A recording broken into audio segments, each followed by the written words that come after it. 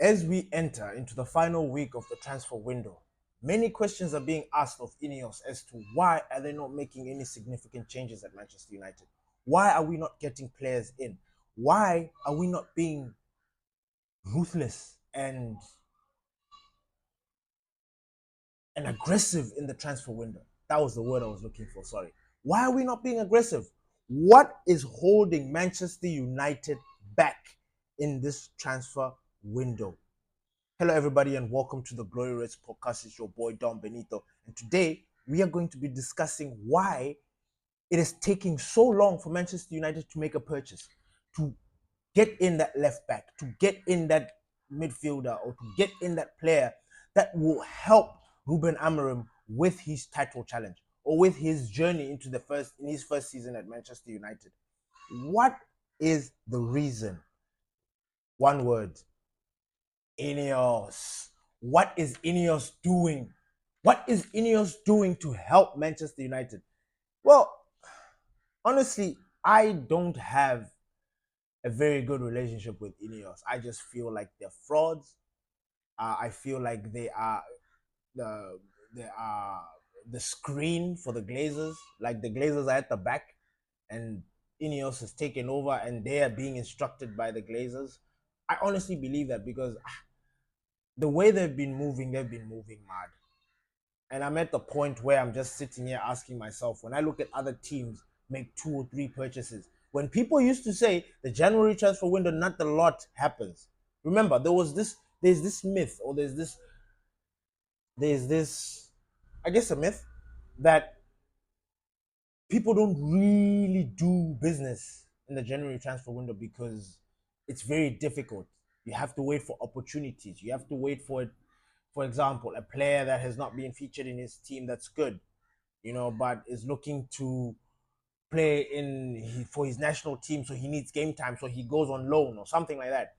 Those deals, they happen. But then the January transfer window is not it's not like the summer transfer window where things are just going left, right, and center. No. The January transfer window is only 1 month. And if you're looking to make any significant changes into your team, you can't start when the transfer window begins. No, you have to prepare. And I don't know if Manchester United have been preparing for this. I don't know if they've been waiting for opportunities for this. I don't know. But there are reasons. There are reasons. And I'm here to tell you why. I'm here to discuss the INEOS situation because INEOS, according to them, they feel like the club has been hemorrhaging money for the past 3 years. Like, when you look at the last regime and you look at them coming in, there's been a lot of mishandling of funds at Manchester United, according to INEOS. And they're here to rectify those things. As them taking charge of the footballing stuff at Manchester United, they've decided that, listen, if we don't fix this issue right now, it is going to hurt us in the long run. And in the long run, we will not be able to make the purchases or meet the FFP and the PSR requirements. That is why they're deciding to tackle the situation right now. But my issue is they're not communicating it much more. You're getting these stories from journalists and stuff, but nothing from Manchester United concrete coming there and saying, speaking to the people, that this is the reason. Other clubs get communicated to by their club. Why is Manchester United that club that doesn't, communicate well? One of the biggest clubs in the world, but we just can't communicate with the people. Now, INEOS, according to INEOS has said that in the past 3 years, Manchester United have made a loss of 300 million, which is mad. The last 3 years, making a loss of 300 million, and they're saying that if they don't act, it will be bad. So what did Manchester United decide to do? So Jim implemented cost-cutting strategies. This included reducing the salaries of club ambassadors like Dennis Irwin, Andy Cole, and Brian Robinson. It also included the ticket price rise from to the £66 that it is right now. Like, they have been doing a lot. They sacked Sir Alex Ferguson. They did a lot of casting measures in the club, sacking people because they couldn't. So they have really done, according to them, they feel like they've done enough, or they've done a lot of harm. Or harm is the wrong word. They've done a lot of cutting, which is why they believe that they need to do it now in order to stop the bleeding in the next few years. Now, according to INEOS, to avoid breaching these PSR rules and FFP rules, Manchester United need to be selling graduate players, which is where this Garnacho and this Kobe Mainoo story has been coming around. And I'm sure people have been wondering why Kobe Mainoo and Alejandro Garnacho have been put out there as those players that to be sold. Like, why? Like, a lot of people have lost their mind. Like, you look at Garnacho playing yesterday. Garnacho played yesterday like he didn't look like somebody that wanted to leave. Oh, hell no. Garnacho wants to stay at Manchester United and do his business there. So I don't see why people assume, or why. Honestly, it's a tricky situation, because at the end of the day, we don't know what INEOS can do. If Napoli or Chelsea come in with a proper bid for Garnacho or Kobe Mainoo, and I'm talking £60 million or 70, then maybe we can start talking. But we are hearing about them talking about 40 million euros, 50 million euros for a talent, like a player that in the next 2-3 years is going to be even double that. So why are we trying to make a loss? Pure profit, my ass. Let's get rid of the other deadwood. I get that the likes of Casemiro, Eriksen, Lindelof, what will not bring in that pure profit that they're looking for. But at least it will decrease the wage bill. It will decrease some of the funds that are being put into the team. So, according to INEOS, for them, they are just cutting costs at all costs. They are doing everything in their power to limit the amount of money that leaves the club. I don't know how you're going to do that. I honestly do not know how they're doing that, but it seems like they are. But these stories of Garnacho being linked to Chelsea, like, what the fuck is that? Why are we trying to get rid of another good, talented player? Why? We've been making so many mistakes when it comes to talented players at Manchester United, selling the wrong ones when there are other ones that you can sell. Like, you don't need to sell them for the amount of money that you are expecting, but selling them will create some sort of situation where we have some funds. Why are we going? Like, you see the Garnacho situation, like in the beginning, when Garnacho was kind of like having an attitude, I had an issue with him. And I was honestly saying, listen, if this is how he's going to move, my friend, you are not bigger than this club. And we're at a stage in our lives as Manchester United fans that I think we're tired of holding on to players that just want to be there but don't do shit.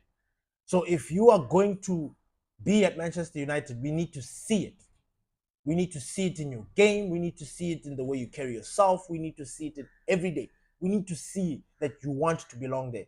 So the behavior that Garnacho was exhibiting during that very techie time, that tricky time that we had with the leaks and stuff, I was willing to part ways with Mandem. I was willing to part ways with Garnacho. Garnacho, like, I was like, adios, my friend. Clearly, you have not learned anything that we were trying to do at Manchester United. Like the discipline and stuff. You want to fall into that bandwagon. Get in there, bounce. But the kid has turned the corner around. Dyed his hair or whatever the thing is. He changed. Ever since then, he has changed. And this kid looks like somebody that wants to be at Manchester United. So why are we looking to sell him? Why? Somebody that he's a threat. Now we want to bolster another team so they can become a threat against us. Now, I'm not going to sit here and start talking about Sancho and say, oh, we gave Sancho, because I wanted Sancho gone. I didn't like his attitude, and we knew as long as that Eric Ten Hag is there, Sancho, Manchester United will not work. Now, lucky for us, we managed to strike a deal with Chelsea where this guy can go with an option to buy. So Sancho's not coming back. Forget that. He's not coming back to Manchester United. Adios. Now we want to do the same thing with Garnacho? Come on. Come on. You saw him yesterday. I think yesterday was him reminding us that, listen, I don't want to go. This is the club I want to be at. This is where I belong. This kid and Ahmad on both flanks are just doing the business. Obviously, they're alternating. Garnacho is not strong when it comes to defending. I think everybody knows that. So we would rather put him in that 10 position, in that position right behind the striker with Bruno Fernandes. And Ahmad, he's the only bright spark that can play in both. You know, so we have that. So INEOS and their cost-cutting issue, honestly, I don't know how it is working, because they keep telling us these numbers, but then the club is not communicating to us. So we don't know. We're waiting for maybe, I think, at the end of the financial year, or whatever that thing is, where people do calculations and then stuff comes out. So we're waiting for that. Then we will see what our club has been doing. We will see whether Sir Jim's plans for cutting costs at Manchester United has truly worked. We will see. But right now, man,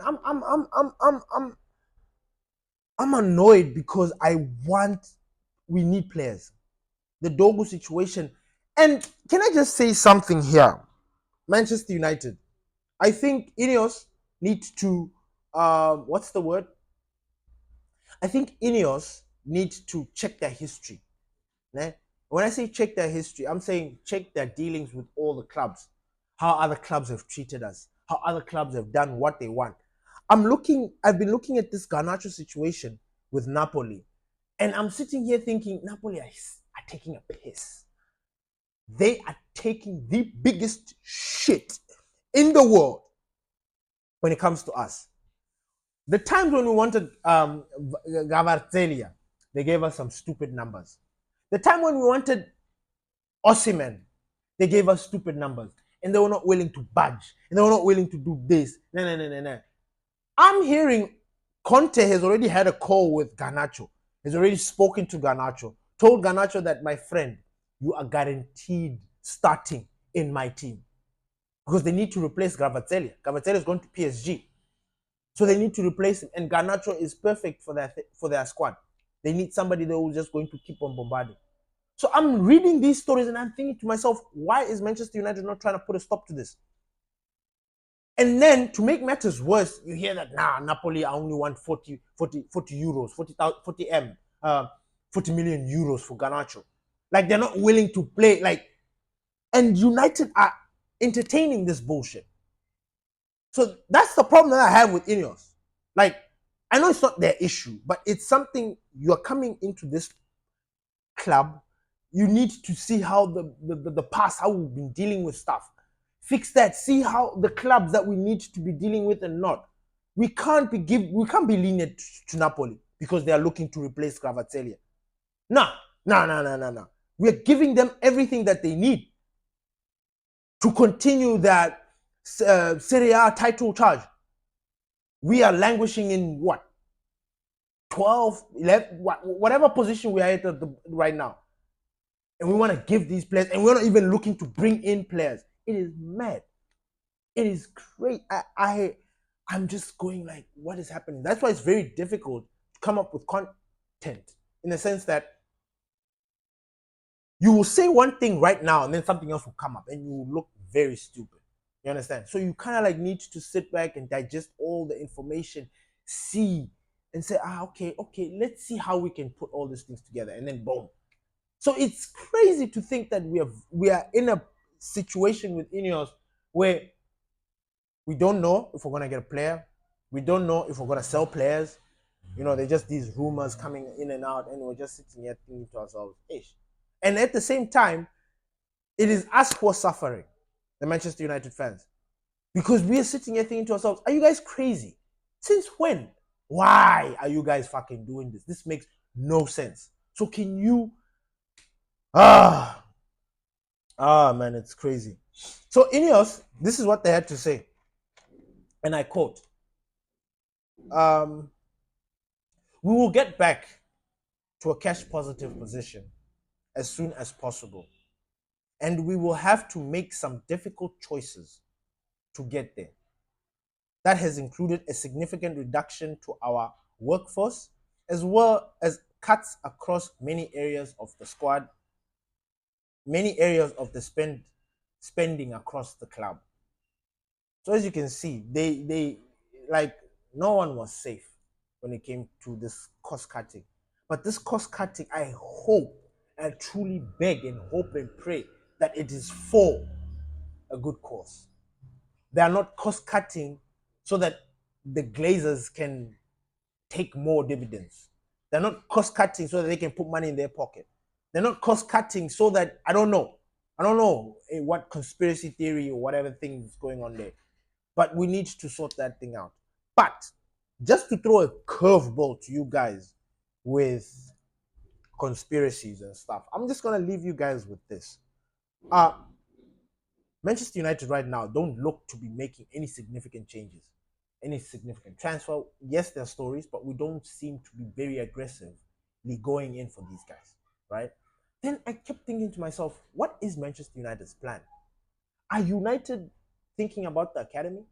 Because I couldn't help but think that, at this present time, at this moment in Manchester United, our academy is on fire. The players that are coming out of the academy are on fire. They are ready to take that next step. I don't know what we're going to do about that. Now, I don't know if we are going to, in these areas where we are not looking into strengthening, are we thinking about bringing players from the academy to come in then and patch it up? Or there is this grand plan? Because if they are saying that, because I'm now starting to think the cost cuttings and all these things, when it comes to the summer, we will not get a lot of players, like significant players. I think maybe we'll only have like maybe 2. Is that enough for Manchester United? Is that enough for us for a title charge? Is that enough for the new manager that has come into Manchester United and is trying to make a name for himself? I don't think so. I honestly do not think so. So I don't know what INEOS' plan is. Maybe Pastor D can give us a sermon on what's going on with INEOS. I think he has a better understanding of what they are trying to do.